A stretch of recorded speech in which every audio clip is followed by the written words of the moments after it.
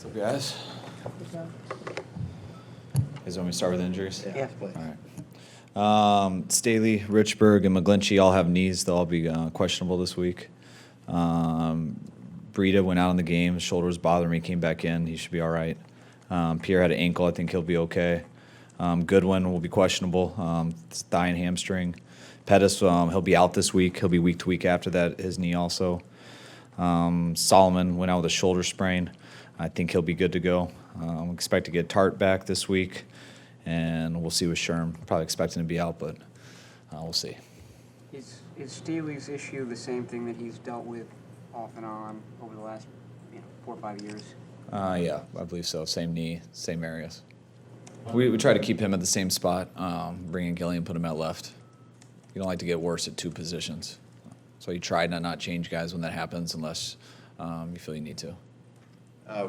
It seemed one of the bright spots yesterday was Kittle connecting so well with CJ, and obviously they had the background with Iowa. But I mean, it just seems CJ's a lot more comfortable throwing to him. The ball's always right on target. Is there something to be said for he knowing how well and where he runs? I'm not sure. You could ask him on that. I think Kittle did a good job. It's easier to hit people when they're real open, and he did a good job of getting open.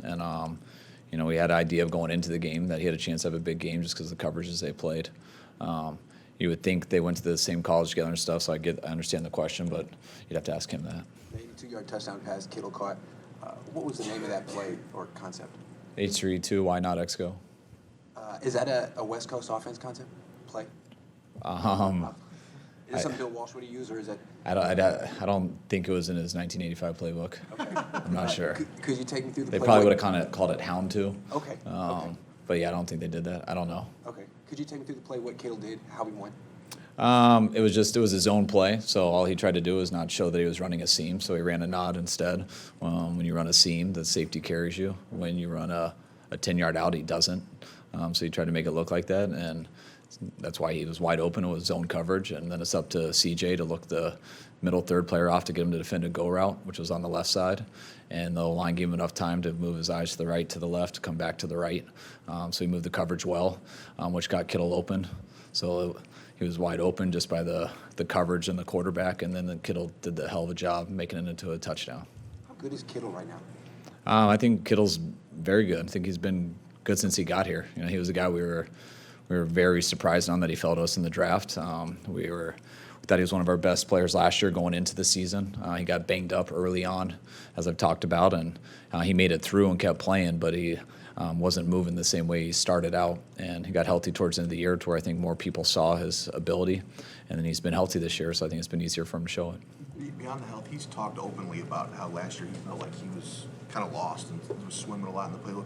How much growth have you seen in that regard from him? A lot. I mean, and you see it with everyone who gets to play a lot their first year, especially when they're thrown into situations and put a lot of pressure on them when they got to do a lot that it's early for them. So they are kind of swimming, just trying to catch up every week. It's their first time going against NFL defenses every week, along with running a playbook for the first time. And then they make it through the year. They get to get away for a little bit. They come back and they hear the same stuff, and everything sticks a little easier. So you come out of the huddle, you're not trying to remind yourself of what that word meant again. You're just thinking about the looks, leverage, man or zone, and that makes you play a lot more freely. It seemed like Rivers wasn't super aggressive in pushing the ball down the field. Was that an indication that DJ Reed was doing well on the back end, or what did you make of Reed's play? I think I was happy with Reed's play. I think Phillips just very smart. He knows what scheme he's going against, and he knows when he has a chance to go deep, and he knows when he doesn't have a chance to go deep, and he can recognize it extremely fast, and he doesn't mess around with it. When you play certain types of coverages like we do, like San Diego does, I mean, there's a lot of bend but don't break situations where you got to check it down, and Phillip knows his strengths and weaknesses, and he's very smart and doesn't mess around. I thought DJ Reed did a good job in the game, improvement from the week before, and I think he'll continue to get better with more reps. Would you anticipate he's going to hold on to that starting job going forward? I mean, I think I think Colbert will be healthier this week, which will give Colbert a much better chance to get a spot back. We're one day into this. We'll see by Wednesday how much better he is, but I expect Colbert to get out there eventually. But DJ got his opportunity because of health reasons, and sometimes all guys need is an opportunity. So we'll see how this week goes. Do Do you need to consider other personnel changes on the front seven of that defense, considering how the tackling's been? I did think we improved in the tackling. I'll say that first. I think we made a big emphasis of it. I know it was important to our players also. I think they did a better job wrapping up there, especially in the first half. I think as they got worn down, I thought it was definitely not good enough there in the second half, especially in the fourth quarter. I think that Gordon made a number of good runs where he ran hard, and we did not wrap up well. We have 53 guys on our team, so we're going to put our best players out there every week. And I believe we took a step in the right direction. By no means is it good enough, and I think we'll continue to go in that direction and not take steps back. Well, I know there's been talk about, CJ needs to get the ball out of his hands faster, but I mean, part of his game is that he's willing to hang in there, and so a lot of times you just have to do that. Yeah. But he gets pounded. I mean, what's the level of concern about him surviving for 12 more games? It is with all quarterbacks, and he did get hit a lot in the game yesterday. I think there's times that he can avoid it, and there's times you can't. And you try to talk to him about those, get him to understand both of those. I mean, CJ's not trying to get hit. He's just trying to play the way he's always played, and he's trying as hard as he can to win. But he's got to understand when he has a chance to avoid those and when he doesn't, and when he can recognize those to take care of himself, which I know he wants to do. But there's a time in the heat of battle that's tough to do. Kind of similar to what I said with Phillip, also that when you have a chance to hang on plays and when you don't. And there's times I think the more he plays, and I think he was better at it, I think it'll continue. Same stuff happened with Jimmy too. But you got to recognize when plays don't have a chance to develop and get rid of it. It wasn't his fault, but the roughing the passer, I think, was on Ingram, where you drove him into the ground. How many times do you look at a play and say, well, it's time for Nick Mullins, or, did you think CJ was going to get up from that hit? I very, very rarely see the hit. If I'm sitting there watching him, I'm probably not doing a good job of reading what the coverages are and trying to decide of why or why not people are getting open and how to attack it. So I'm always looking down the field. That's all I really see.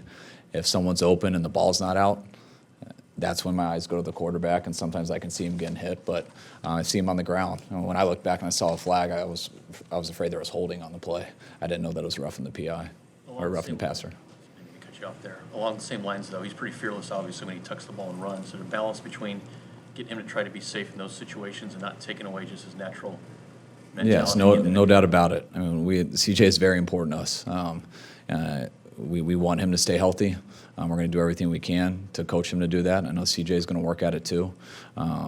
There's times he's got to get down and give up on the play, and he knows that. I know that. It's going to be hard for me to really go too hard on him when it's 3rd and 5 and the game's on the line. I can sit there and do it, and he can say it, but most quarterbacks are going to attempt that in that situation. But he is too important for us to risk losing him in those situations, and all quarterbacks are, and I hope he can get better at it, and I hope we can help him. How much self-evaluation do you do in terms of game management, like when maybe at the end of the half where that possession only took 13 seconds off the clock? Oh, always. I mean, that's the first thing you think of before and after. So you go back, and when you talk about game management, is my goal to just manage the game or to try to do what I think is best to win the game. And you get the ball with, I believe it was 50-something seconds. We were up 17-14. I feel confident trying to go score. And I don't think we were doing anything ridiculous. We ran 3 normal plays. Trying to think, first down we had an incompletion. Second down we threw a 5-yard hitch to Breida, who ran out of bounds. Stopped the clock, got us to 3rd and 3. Had a man play and our back going across. Breida got picked by the D-line, and we didn't get another incompletion. I know how big of a deal 3 and out is. I did. And you realize you put the defense in a bad situation there. If you know that's going to happen, I mean, I'd rather just take a knee and hope that we made it easier. But I also know that if I had to do it over again, I'm going to try that.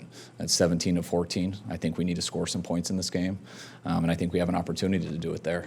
Unfortunately, we didn't get the first down. So when that happens, you got to punt. I did feel pretty good punting the ball with 30 seconds and them catching it at their own 12, that it would be very hard for them to go score. I wish the offense didn't put the special teams or defense in that situation, but we did. And now it's up to our special teams to not give up a 60-yard punt return, which they did, which really hurt us. And then I was happy that our defense at least kept them to that field goal. Should that punt have gone out of bounds so that there wouldn't have been a return possibility? No, it wasn't. We weren't trying to punt it out of bounds. We're just trying to hang it up there and punt it to the left. I think it went a little bit to the right, kicked it a little bit further, so the hang time wasn't perfect, which put the guys in a little bit tougher of a bind. But we had guys there that could made the tackle. There was a little too much space for them, and they didn't get it done. On the last offensive play, the interception, is that up to CJ to recognize that blitzer or is that somebody else's responsibility? No, that's CJ's, and that was a very unfortunate play. He did a hell of a job with that throughout the game. That one kind of threw us all off. That's the first all-out blitz we've seen by Gus Bradley in a long time, maybe ever, and it's because it was a bust. Derwin's always the guy who blitzes unless the other safety's down, and that was the one time in the game the other safety was down and blitzed, and CJ was on it, saw the other safety, knew it, and Derwin busted and he blitzed also. So they had two guys blitz, which is a busted coverage, but that's what surprised us. It was a hell of a bust by Derwin. Do you think it was a mistake by them and not taking advantage of his lack of experience? No, I know it was a mistake by them. What should CJ have done in that case? What's that? What should CJ have done in that case? Well, anytime you get a blitz and when you have five guys out on protection, you throw off the guy you're hot off. So if the center's going to the right and they pick up the free safety, that means you're hot off Derwin to the left, and there's a back uncovered to the left. It happened to him earlier in the game, the exact same play when we threw it to him, and Derwin jumped up and tipped it. Right. That's the exact same play. What's different is the other safety blitzed on that play. So CJ saw that safety, felt fine, and go, oh, almost said a bad word. He was surprised that Derwin was coming also. I think so was their coaching staff, so were we. It was a hell of a play by Derwin. You were talking earlier about protecting CJ. One way to protect him is to run the ball. Came into the game averaging 5 yards per carry, and your running backs yesterday averaged about 4 yards per carry. Why did you choose to run so infrequently? I think it was extremely hard to run the ball with the way they were playing. Didn't feel like that's what the best thing was to do. You would always love to protect a quarterback. You want to try to win the game. Do not think we were running the ball well. I think we lost 3 linemen in that game, 2 tackles and a center. The center was able to come back and tough out through that game. That definitely affected him running the ball. Trying to block Meebane and things like that. McGlinchey battled back and came in the second half, but it's made it tougher. And it's an 8-man front every single play. And they're running pressures to stop the run. To me, not for the pass. So felt good with what we did, just didn't get it done. How did Greg Maben play, and do you anticipate rotating going forward, or is he maybe going to get more snaps? I was happy with how he did. He came in, made 2 big plays on his first 2 plays in. His first 2 plays was right after the interception that they returned. The one we had in our red zone, they returned it. CJ, Pierre, Gilliam did a hell of a job stopping them. Maben's first play in, he had a tackle for about a 1-yard gain. His second play in, he caused a fumble. Then the third play, we got off the field on 3rd down. But I was real happy with how he played, and that's why he got some time. That's how he's looked in practice, and he carried it over to the game. We'll see how this week goes. We got a number of guys. We'll see. I'm not expecting Sherman to be back, but I won't put it past him. But we'll see how those guys compete throughout the week and make our decision as it goes. Kyle, when and if you have a chance to get another quarterback, are you looking for a guy that's going to be on the practice squad? Or are you looking for a guy, a veteran that can serve as a backup, and Mullins goes back to the practice squad? Or has that been determined? It's been, we got a bunch of situations we're looking into right now. I would love to answer the quarterback situation for everyone, because you do want a 3rd one in your building, whether that's practice squad or on the roster. But there's a lot of things that are taking precedent right now. Trying to find a starting X and a backup X right now. Not sure on our left tackle or right tackle or center. Both of our safeties. So it's a real unusual roster situation where guys aren't out enough to put them on IR. Where all the guys except for Pettis are still questionable this week, and be surprised if they practice till Friday. So there's a lot of stuff up in the air to where I really can't answer that right now. We've got to see what happens. Along with the unusual roster situation, Victor Bolden's eligible to come out this week. Yeah. I know you don't have to do anything right away. What's the plan there? We're going to see how these receivers go. I know Vic could help us out, whether we put him on practice squad or active roster. Got to see how our X's are right now. If we had to play today, we don't have both of them, just like we did in that game for a while. Keith was able to come in and spell us a little bit, but that's where I give credit to guys like Kendrick Bourne and stuff. He never played that position in his life, and same with Trent. They stepped up, moved around a little bit, and did some things they weren't used to doing. How much X has Bolden played? He's played it, yeah. He's done it a number of times. Are You brought in, what, 7 quarterbacks last week. Are you going to bring in more tomorrow as well? No. We just want to see those guys, see how they were, the guys we had on our list, and they passed the test, and now we'll see how it goes. Couple more? All right. Thanks, All right, Phil. guys. Thanks. Thank you.